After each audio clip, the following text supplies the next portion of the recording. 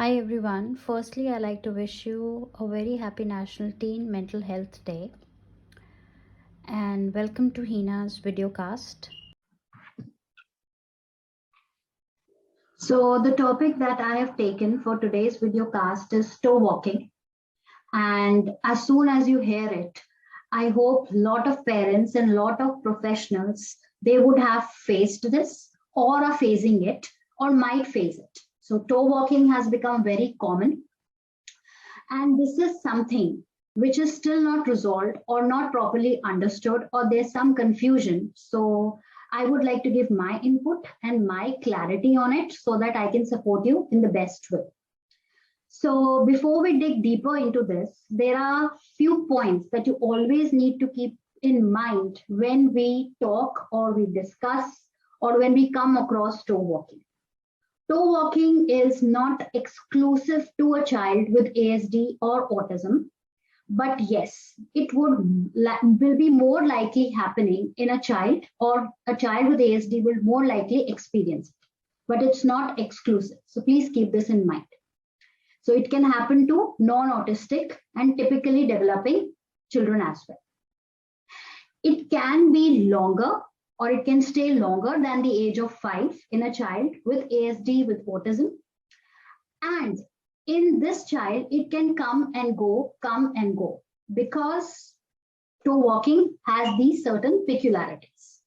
And research has also seen these peculiar observations on many children all around the world. Now, let's come to this point. Why is it happening? Why is it that toe walking takes place, or why does the child do toe walking? So basically, the first thing which I can cite out is it's a result of seeking the sensory experience through the foot or through the feet. So the child, when he or she is doing tiptoeing, so they feel, they perceive, they take in, they experience more pressure through the smaller surface area of contact with the floor when they are doing tiptoeing. And rather than they would experience the pressure than they place their whole foot. So if this is the child, so they are doing tiptoeing, so this smaller area is getting in contact with the floor, and this is giving them more pressure than the whole foot.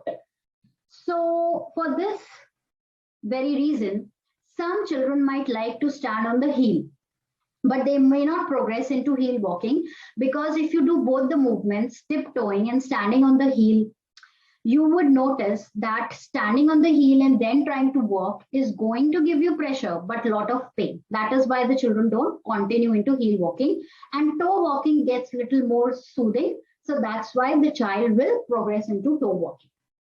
Now, some kids, they might have very tight tendons. That is the Achilles tendon, which is going up through the heel. That is the Achilles tendon.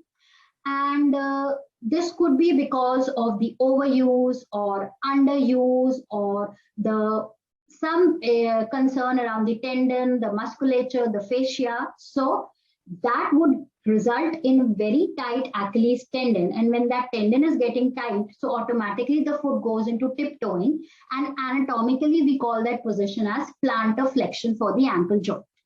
So thus, toe walking comes into play. Now, we have talked about why it is happening. Now, why we need to control it. What's the reason to prevent it? What's the reason to control it? And why it needs to be put on a halt or it needs to be stopped. Since the child is doing tiptoeing, so he will not get into the normal way of walking. The walking style, the gait would be affected. If the gait is affected, definitely the balance. The child is not able to maintain the body balance and stability. Overall, it could affect the other parts and the body parts as well.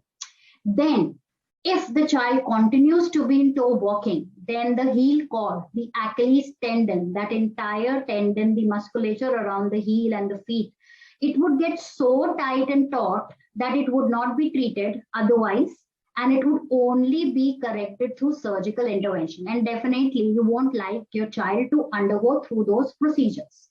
So that would be the only step to correct it. So that is why it needs to be stopped. It needs to be looked after. It needs to be sorted out. Now, there are certain important helping tips that you can put into practice if you want to prevent it, if you're seeing it, if you're experiencing it. So it can work both ways. First is give a lot of sensory experience, proprioceptive input through the feet, through the toes, through the heel, so that that sensory need is getting fulfilled and the child might not go into sensory seeking through the toes. So for this, you can give a lot of massages around the heel, toes, the feet, the entire foot. Plan a lot of gross motor activities, which is like jumping, standing on one leg stance. Give deep pressure, use deep pressure devices, give a lot of heavy work around the feet so that that sensory experience is getting totally sorted out. Then is you need to strengthen the foot musculature, the smaller and the larger muscles, that is the intrinsic and the extrinsic muscles around the feet, the leg. And you need to stretch the ankles a lot. So the anatomical position in which the foot has got fixed or is getting fixed is plantar flexion. So in order to stretch it, promote dorsiflexion. That is the opposite movement. So strengthen and stretch. Both of this is need to be worked out for the child.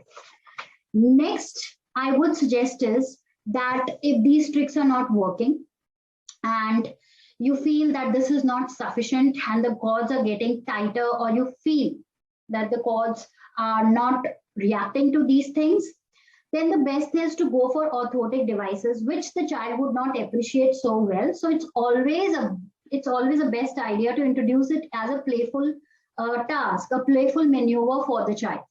So you can use it in the form of like play therapy, pretend play, or turn taking tasks, but promote its use. But use it very, very mindfully. Don't put a pressure or force on the child to be in it.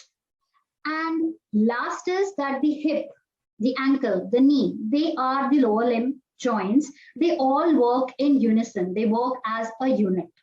So it's better to strengthen the hip musculatures, because if one connection is working very, very nice, definitely it will have the impact on the secondary connections. That is the knee and the ankle. And I've already told you that you need to strengthen and I've already conveyed it to you that you need to strengthen the intrinsic foot muscles, the extrinsic foot muscles, and that is you're actually strengthening the muscles around the knee and the ankle because they allow the movement of the feet and the leg. So this is how we go about toe walking, and this is my input on toe walking. So those of you who weren't clear or had certain confusion, maybe that concern of yours has been sorted or resolved in some way or the other, and I am being contributive to that. So thank you to listening to me. Thank you so much. See you again. Bye.